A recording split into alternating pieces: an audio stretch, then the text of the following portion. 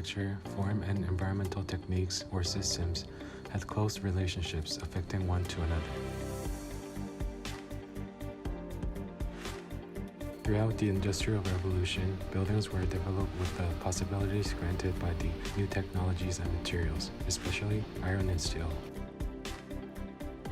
Many construction projects in Chicago during the late 19th century often used metal framing.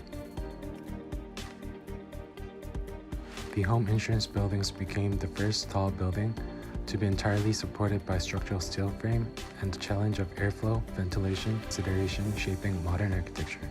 Also built in Chicago, the Monadnock building showed classical solutions for environmental problems by introducing high ceilings, operable windows, and extensive perimeter exposure which helped the ventilation and airflow. Designed by Louis Sullivan, Wainwright Building introduced specific window designs with a large fixed pane surrounded by smaller sash windows that could be opened for ventilation.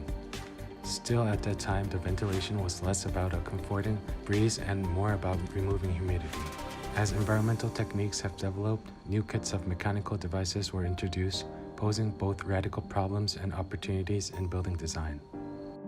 Finding rooms to accommodate the plan and necessary structural changes such as improved insulations. The freedoms occurring from not having to adapt the structure to husband or create particular environmental qualities.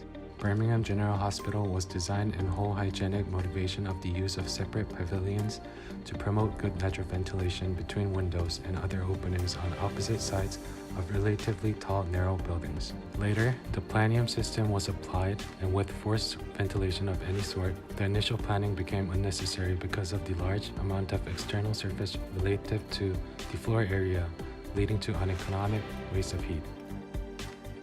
With a more compact plan with packed accommodations into single structural volume, Royal Victoria Hospital had total adaptation in section and plan to the environmental system employed.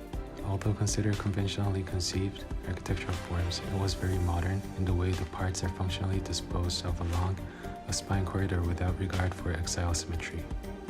As one of the early masterpieces of pioneer modern architecture, Larkin Administration Building's exterior was fascinating and different from classical taste.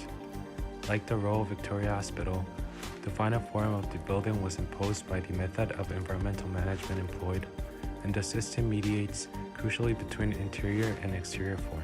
The transformation of the exterior appears to be keeping pace with transformation of interior economy of the building type, allowing the progress of structure and external form in the history of modern architecture.